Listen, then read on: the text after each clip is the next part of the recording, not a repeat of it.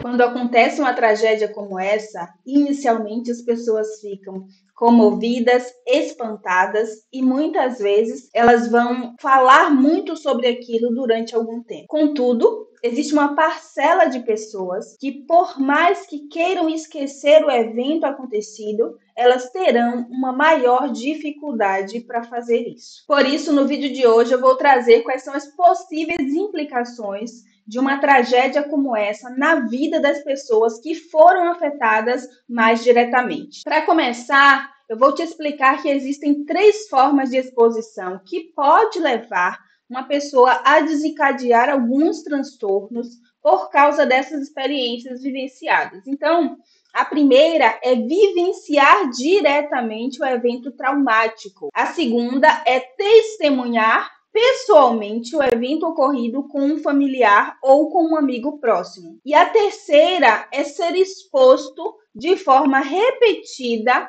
ou extrema a detalhes aversivos daquele evento. Então, nesse caso aqui, o que a gente vai ter? Primeiro, os familiares e os amigos que estão sendo afetados por causa dessa tragédia. São pessoas que têm relação próxima com aqueles que, infelizmente, não sobreviveram durante esse acidente. Também existem os moradores de Vinhedo que foram testemunhas oculares daquilo que aconteceu. Então, eles presenciaram, muitos deles, né, viram um avião caindo, outros com toda certeza viram o momento em que os corpos estavam sendo removidos, por mais que houvesse ali uma proteção por parte da polícia. A movimentação é percebida. E terceiro, existem os profissionais que recolheram os corpos. Essas pessoas, elas também estão frequentemente sendo expostas a situações aversivas em relação a acidentes, a tragédias, e elas também terão algumas consequências aí na sua saúde mental.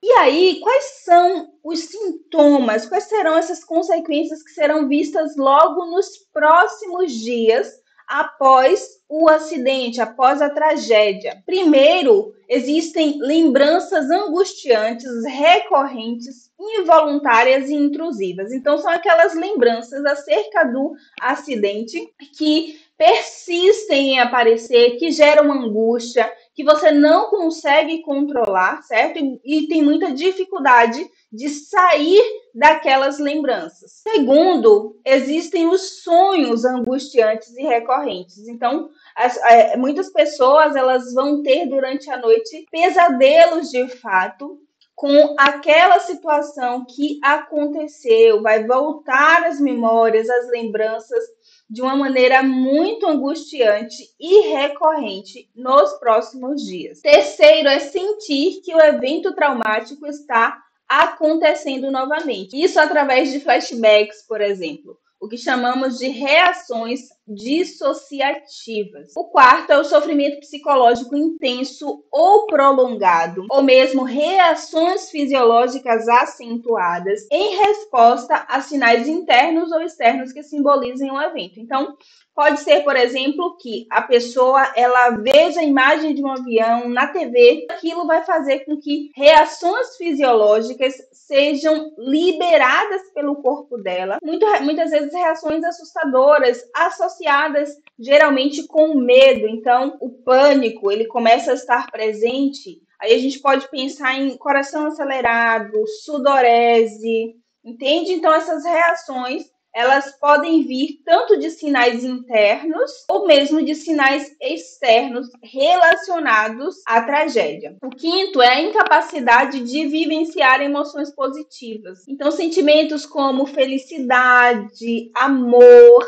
satisfação, vai acontecer que essas pessoas elas se sentirão impedidas, incapazes de vivenciar esses sentimentos durante um tempo. O sexto, gente, é sentir como se estivesse em câmera lenta. As coisas ao seu redor, elas estão sendo modificadas. A sensação que você tem é que o ambiente ao seu redor está sendo modificado. Dentro desse contexto, a gente pode pensar muitas vezes a despersonalização, também a desrealização. Então, a pessoa ela vai ter a sensação de que algumas vezes ela está fora do próprio corpo, ou que as coisas que estão acontecendo ao redor dela não são reais, certo? Então, são sintomas que podem acontecer nesses primeiros dias. Também se esquecer de aspectos importantes do evento traumático é algo que vai acontecer. Se esforçar para evitar lembranças, memórias que estejam relacionadas ao evento. Então, pessoas,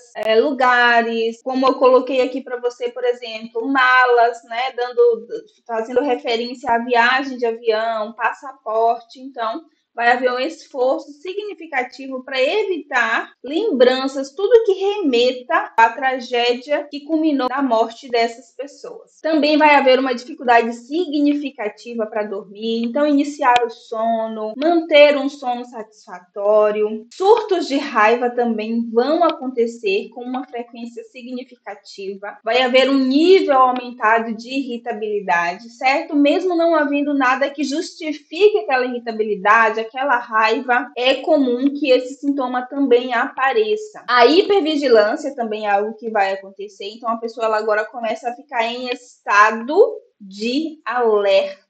Problemas de concentração, e aí a gente está falando por enquanto desses primeiros momentos, desses primeiros dias, mas eu vou explicar um pouquinho melhor para você quais são as consequências disso no médio prazo, no longo prazo, certo? Respostas de sobressalto, então aquele susto, sabe, do nada, não tem uma coisa que justifique muito aquele susto exagerado, a resposta de sobressalto exagerados, porque existe já um estado de alerta acionado pelo evento traumático que faz com que essas respostas de sobressalto elas aconteçam. E aí é importante pensar o seguinte: se esses sintomas que eu trouxe aqui, pelo menos 9 deles, claro que existem outros critérios diagnósticos, tá? Eu tô trazendo aqui só para você ter uma clareza, uma noção mais ou menos do que estamos falando. Se esses 9, pelo menos, desses sintomas, eles estiverem presentes de 3 dias a 1 mês logo após o evento traumático, nós vamos estar falando de um estresse agudo, certo? Que é natural acontecer numa situação como essa. Então, o transtorno de estresse agudo, ele é esperado já por causa da magnitude mesmo do trauma. Contudo, se passa de 1 mês, esses sintomas eles acabam persistindo de maneira significativa e eles satisfazem o critério para transtorno de estresse pós-traumático, aí vai mudar de estresse agudo, que é de 3 dias a 1 mês, para o transtorno de estresse pós-traumático, que é o TEPT. Então, há essa possibilidade de transição. Depende, claro, da história de vida da pessoa, depende de como ela lida com os estresses em sua vida. Já existe uma predisposição, muitas vezes, em pessoas que vão ter o TEPT, para que aquele evento ele tenha uma magnitude ainda maior, tenha um significado ainda maior e acabe mesmo atrapalhando a vida daquela pessoa, certo? E uma coisa sobre o transtorno de estresse pós-traumático que é importante também falar é que ele não acontece apenas em pessoas que passaram por situações como essa, de acidentes. Ele acontece também em pessoas que, por exemplo, passaram por uma violência sexual, inclusive sendo ainda mais comum nesses casos. Então, eu citei para você alguns sintomas que geralmente vão aparecer nas pessoas logo após o evento traumático. E aí eu disse para você que pode acontecer o estresse pós-traumático, que é um transtorno. Também, se esse estresse pós-traumático, esses sintomas, eles permanecem por mais de 1 mês e entram outros critérios diagnósticos aí satisfazendo para o TEPT,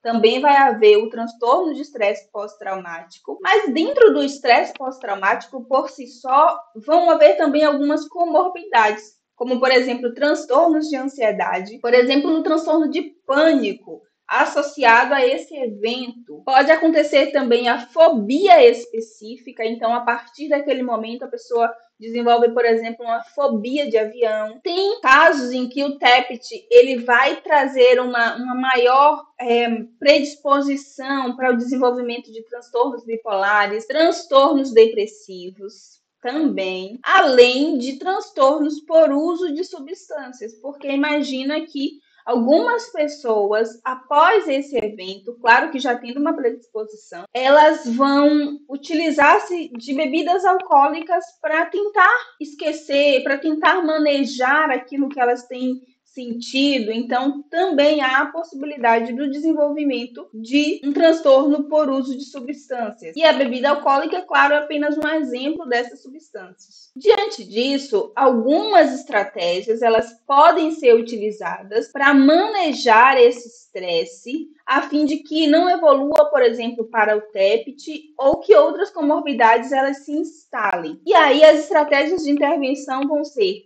técnicas de exposição, intervenções cognitivas, então vai ser trabalhado especificamente os pensamentos, os padrões de pensamentos, as crenças relacionadas ao evento traumático, e também vão ser desenvolvidas novas habilidades de enfrentamento em relação ao evento traumático, certo? Mas eu quero ressaltar para você o seguinte: essas intervenções precisam acontecer dentro de um ambiente seguro.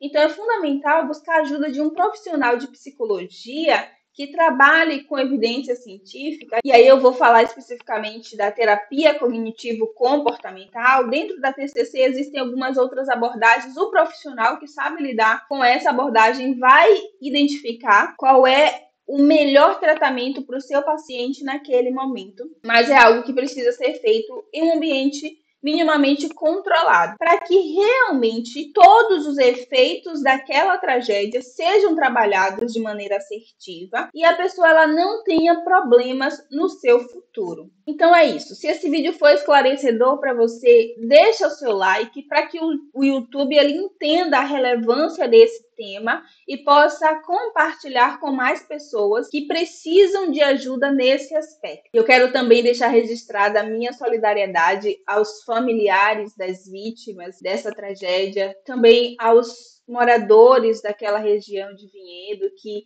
tiveram esse susto, passaram por essa experiência. E vamos aí orar para que todas as coisas se ajeitem o quanto antes. Então é isso, se cuide e nós nos vemos no próximo vídeo.